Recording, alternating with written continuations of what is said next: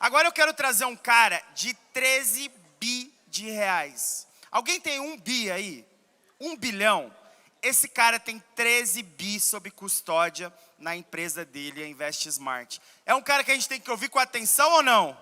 Esse é um cara que cada vez que ele abre a boca, ele me dá uma aula. Eu, pessoalmente, mudei o curso da minha empresa e mudei o meu faturamento consideravelmente depois de uma dica que ele me deu. Ele é cofundador de uma das maiores empresas de investimento do Brasil, a Invest Smart, que hoje tem sob custódia 13 bilhões de reais. Ele fala sobre empreendedorismo de uma forma descontraída e realista, apresentando os assuntos sobre inovação e métodos de gestão, ajudando empreendedores a desenvolver e preparar o seu negócio. E ele estava no Catar, assistindo o Brasil e voltou especialmente para Arrasta Pra Cima.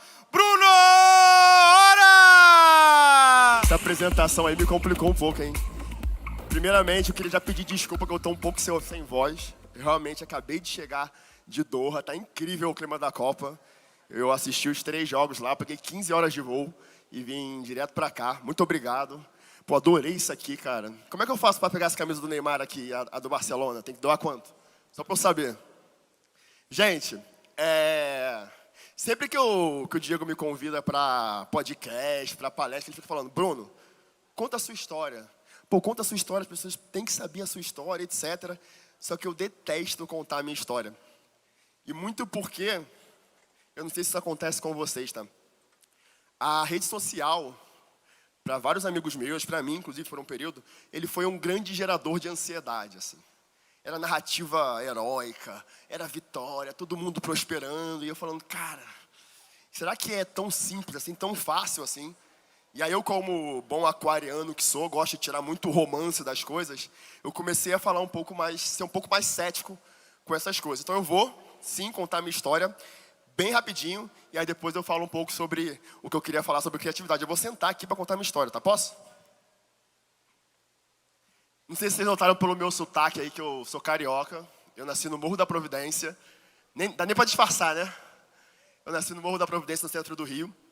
E quando eu conto essa história triste, na verdade, a grande vitoriosa dela é a minha mãe, que foi ela quem tirou a gente da favela e que me deu estudo, etc.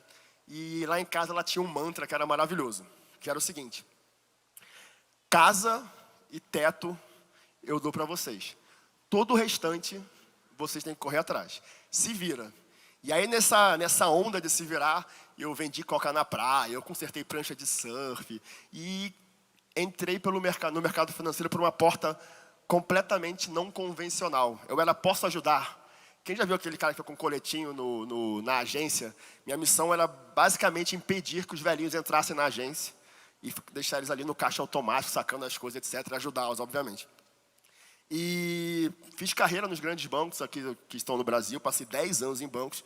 E em 2013, me juntei com 2 amigos e a gente montou a Invest Smart, que é uma empresa com cara de fintech, ali, de assessoria de investimentos. Hoje somos mais de 1.100 pessoas e 63 escritórios, com uns 14 bi já, não são 13 de custódia. Mas qual é o interessante? Por que eu gosto de falar de todo esse trajeto? Porque a foto ela é um gerador de ansiedade, né? A gente desconhece o filme das pessoas, a gente vê aquela pessoa, a gente às vezes toma aquela pessoa como referência, vendo aquele momento, ou aquela foto, ou aquela apresentação, e esquece um pouco ou ignora o filme que tem por trás. Tem uma coisa interessante, que eu não ia falar hoje, mas eu resolvi falar sobre esses 10 anos empreendendo, que quando eu saí do banco e eu fui montar esse negócio com meus 2 amigos, a renda que eu tinha no banco em 2013, eu só fui tê-la de novo em 2018, logo ali. Então foram 5 anos dando de cara na porta para depois, assim, para você ver que não é uma coisa rápida, não tem atalho, não adianta ser imediatista. Depois que a gente acertou nosso modelo de negócio, as coisas deram super certo. E aí em 2019 a gente foi coroado que uma das empresas que a gente é sócio abriu capital na Nasdaq e agora a Invest Smart está se preparando para abrir capital aqui na B3. Então essa é a minha história resumida. Agora eu tenho uma pergunta para fazer aqui. Tudo branco aqui. Levanta a mão. Quem já escondeu o boletim do colégio da mãe? Até você. que fala de educação financeira. Eu também, tá? Sabe quando o boletim vem na quinta, na sexta, daquele final de semana ensolarado, que tudo que você quer é brincar com seus amigos, e aí você pensa, será que não é melhor eu só mostrar esse boletim na segunda-feira? Vai que esse é o último final de semana da minha vida. Tá? Aconteceu muito comigo, muito mais do que eu gostaria de admitir.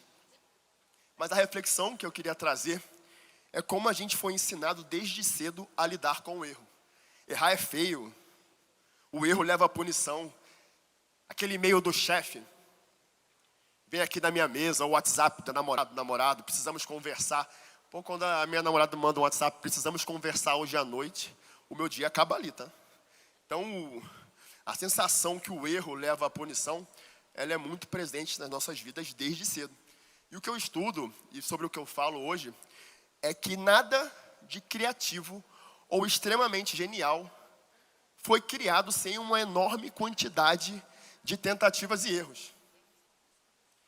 E eu vou, assim como eu tentei fazer aqui, passar por vários filmes e ignorar várias fotos para provar para vocês que não existe quantidade oposto de qualidade quando o assunto é criatividade.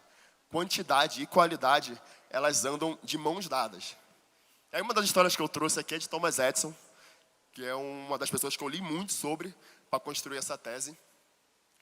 Thomas Edison, para ter 2 ou 3 invenções geniais, ele registrou 1.063 patentes. E tem uma coisa interessante, foi o que eu falei, mas o mais interessante da história de Thomas Edison é que as invenções mais geniais dele, a lâmpada inclusive, ela veio nos momentos que ele estava registrando mais patentes. O que isso quer dizer? Quando ele estava tentando mais, quando ele estava inventando mais, foram quando as coisas geniais dele nasceu. E a gente ficou com essa sensação, né? Não sei se vocês tiveram essa sensação nas redes sociais, como eu já tive, que aquelas pessoas são mutantes, né? Eu não vou conseguir ficar desse tamanho, ser tão relevante, enfim. E eu não sou palestrante, nem sou do marketing digital. Não são mutantes. São simplesmente muito mais resilientes que a gente. E tem uma história interessantíssima sobre Thomas Edison. Que na mesma leva de patentes que ele inventou a lâmpada, ele conseguiu inventar uma boneca, passavam circuitos por ela, tem no Google isso. Que ela era tão feia, tão horrorosa, que além de assustar as crianças, ela assustava os pais das crianças. Depois você dá um Google, vocês vão ver. Maravilhosa essa história. Quem não tinha impressão que o Pablo Picasso pegava ali o pincel e passavam 2, 3, 5 horas, nascia uma obra-prima, do nada. Era exatamente o que eu achava quando eu estava nessa fase, achando que tudo era para ontem, que eu tinha que mudar de vida de daqui a 15 dias, enfim. Picasso tem mais de 20 mil criações, tapete, vaso, que nunca vieram ao público. Guernica, que é uma das suas maiores obras, precisou de 79 rascunhos para chegar na sua versão final. E aí o que eu deduzi, leigo? O rascunho 1 deve ter ficado horroroso. O rascunho 30, melhorzinho. O rascunho 78, 79, já estava dando a cara ali para o quadro. E a versão final nada mais foi que que o rascunho 79 com alguns ajustes. E obviamente estava errado. Quando especialistas analisaram Guernica, eles acharam fragmentos do rascunho 1, do rascunho 4. Ou seja, um dos maiores artistas da história precisou de tentativas e repetições para construir suas maiores obras-primas. E a gente aqui achando que vai acertar de primeira, e o primeiro produto e a primeira empresa vai dar certo, que em 15 dias estaremos todos resolvidos. Não é assim, não tenham essa ansiedade. É exatamente sobre isso que eu gosto de falar, e de tirar um pouco do romance das narrativas heróicas que me geraram ansiedade. E aí está a Guernica. Eu não entendo nada de arte, tá? Não achei bonito, mas é sim uma das maiores obras de arte do... E no empreendedorismo, como é que você faz isso, né? Se eles não são mutantes, são simplesmente mais resilientes, o que nós, empreendedores, ou nós que estamos tentando desenvolver algo, evoluir, enfim, precisamos fazer para ter esse mindset de tentativa, de criação, de invenção? É quase como se a gente estivesse no laboratório. Eu vi uma palestra aqui incrível, que saiu uma fumaça, que, nossa, parecia um laboratório. É bem isso, tá? O empreendedor, na verdade, ele é um grande gerenciador de risco. Ele não é um apostador. Ele sabe errar rápido, ele sabe errar constantemente e consertar rápido. E aí eu trouxe mais um, dentre as histórias que eu fui trazendo. Então, se eles não são mutantes, o que eles são? Quem já ouviu isso aqui? Quem já ouviu alguém defender uma ideia com essa frase? O Bill Gates não tem faculdade. O que eu vou fazer? O Bill Gates não tem, fulano não tem faculdade, não tem faculdade. E tudo bem não ter faculdade, tá? Mas só queria dar um contraponto. Bill Gates trancou Harvard quando a sua empresa de software consumia tanto do seu tempo que ele não conseguia mais conciliar uma coisa com a outra. Inclusive, existe uma carta de Bill Gates para Harvard dizendo, olha, estou só trancando, tá? Qualquer coisa eu volto aí. Ou seja, ele não apostou. Ele não deu um all-in, vou arrascar tudo, vou pedir demissão do dia para a noite, enfim. Ele foi um excelente gerenciador de risco. E no estudo que eu li sobre esse caso, é bem engraçado, e ele diz que quando uma pessoa, um empreendedor muito bem sucedido, ou um grande inventor, ou um grande artista, quando ele assume muito risco em um canto da vida dele, ele tende a ser muito mais conservador em outro. Tá? Que também é diferente, ou seja, normalmente são pessoas que são muito mais conservadoras, são por mais família, assim, eles assumem risco no trabalho, mas na vida pessoal eles têm uma segurança, têm ali uma base de apoio. E é um pouco dessa história e desse filme que eu queria trazer por trás da foto. O Wozniak, quem não conhece, foi o gênio por trás de um grande gênio. Ele desenhou o Apple One. O Apple One foi lançado. O Apple One foi vendido enquanto ele era CLT lá na HP. Não CLT, tá? Mas enquanto ele era funcionário lá na Hewlett Packard. E a gente, de novo, quantas narrativas a gente vê aí, dizendo que a gente tem que jogar tudo pro alto, rasgar CLT, enfim. E Henry Ford patenteou o carburador quando era estagiário do Thomas Edison.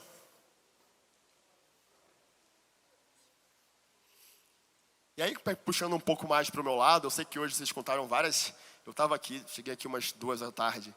Foram várias histórias emocionantes, assim, me emocionei bastante, bem incrível. O meu 2º ano palestrando no Arrasta, sou muito grato por estar aqui. Mas eu sou aquário, né? Eu sou um cara muito cético, então vai ter muito pouca emoção na minha palestra, tá? Mas eu gosto muito de falar sobre parte analítica, sobre como você ser criativo num mundo que tenta te enclausurar. E aí eu gosto de falar um pouco da criatividade através dos dados.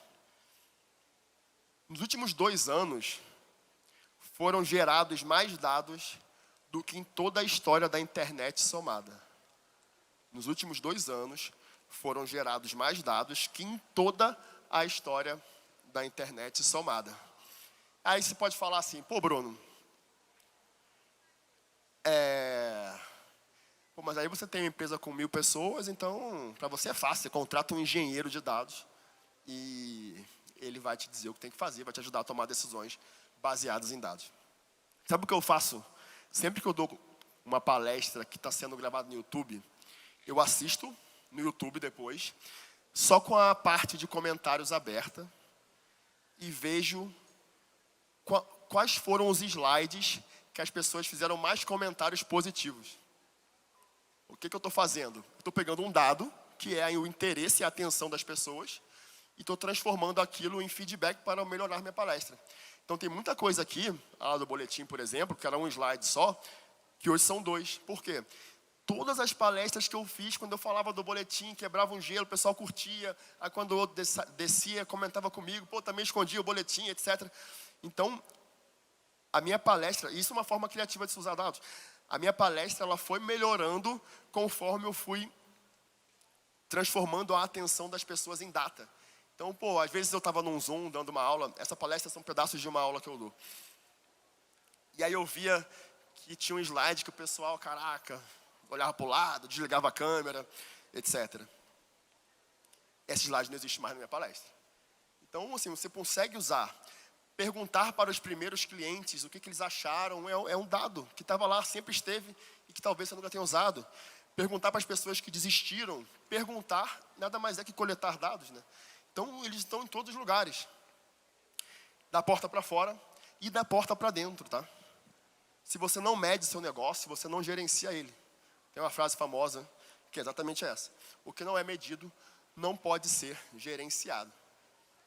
Eu ouvi muito hoje as pessoas falando de meta, falaram de meta smart, de específica. Específica é isso. Eu vou abrir, eu tenho aqui, 2025 eu tenho que ter 300 escritórios, 50 bilhões de custódia. Está lá, é o específica. Aí, dali para baixo, eu traço meu mapa. Então, gerencie os dados que você já tem e crie as suas metas para você desdobrar ela em dados para o seu negócio ou na sua estratégia. Gerir é uma técnica baseada em indicadores. E como ser criativo gerindo pessoas? A Invest Smart ela tem 1.100 colaboradores.